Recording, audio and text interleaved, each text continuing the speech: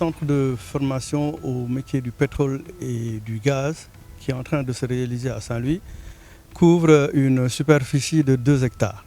Le projet est donc sur une assiette foncière de 2 hectares et c'est un projet qui est composé de 13 blocs, dont une administration, des blocs de formation, une infirmerie, des locaux techniques, des locaux de maintenance et également des locaux annexes, le local surpresseur, une guérite et d'autres annexes et un logement VIP qui compose donc principalement les bâtiments de ce projet-là, répartis sur 2 blocs principaux en dehors du bâtiment administratif.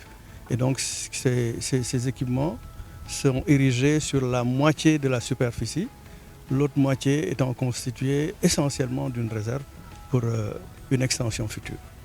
En termes d'exigence, les études ont quand même, compte tenu de la nature du site, ont affecté des standards qui sont largement au-dessus de ce qui se fait au niveau national d'une manière générale.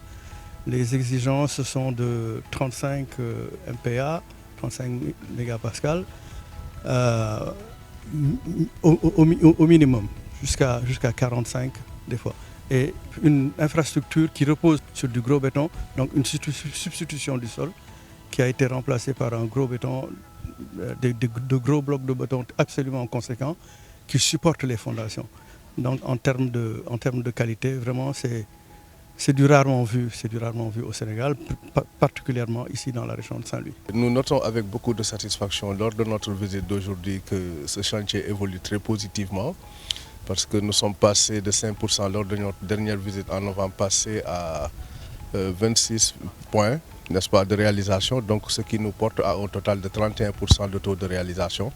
Ce que nous notons avec satisfaction, il faut savoir que ce centre est destiné à fournir la formation adéquate aux jeunes dans les domaines très porteurs du pétrole et du gaz, cause pour laquelle donc nous souhaiterions que ce centre soit accéléré dans le cadre de sa réalisation. Et nous nous en sommes ouverts à l'entreprise qui est chargée de réaliser ce chantier, qui est très dynamique et qui s'est engagée donc à mettre les bouchées doubles pour finaliser ce chantier afin que les formations puissent être délivrées aux jeunes bénéficiaires dès que le premier mètre cube ou le premier baril de pétrole sera disponible sur le marché. Globalement,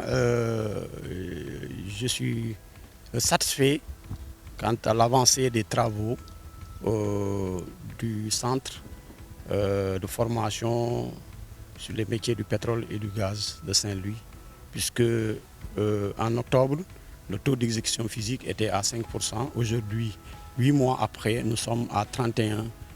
À plus de 31% de taux d'exécution physique, ce qui montre un effort important déployé aussi bien par l'entreprise CGIM, attributaire du marché, mais aussi le maître d'œuvre cette Tunisie qui nous accompagne dans la réalisation des études architecturales techniques et le suivi du chantier. Ces missions de supervision pour nous, ce sont des moments pour évaluer, s'arrêter, regarder ce qu'on a fait, évaluer la situation et puis prendre des mesures afin de corriger certains aspects pour pouvoir avancer en toute sérénité dans la mise en œuvre des projets. Donc c'est une étape importante pour nous. C'est pour cela que nos règles nous demandent de faire dans la mesure du possible au moins deux missions de supervision chaque année pour vraiment s'assurer qu'on fait un très bon suivi des financements que nous apportons aux pays africains. Et on doit dire que nous sommes assez satisfaits du niveau d'avancement jusqu'à présent du projet et nous exhortons le chef de projet ainsi que toute l'équipe à vraiment redoubler d'efforts pour que nous puissions terminer le projet dans les délais.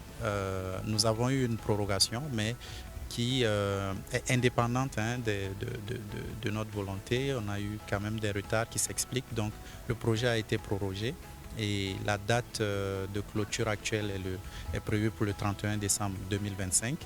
Et en tout cas, nous avons bon espoir que nous pourrons terminer l'ensemble des activités dans ce délai.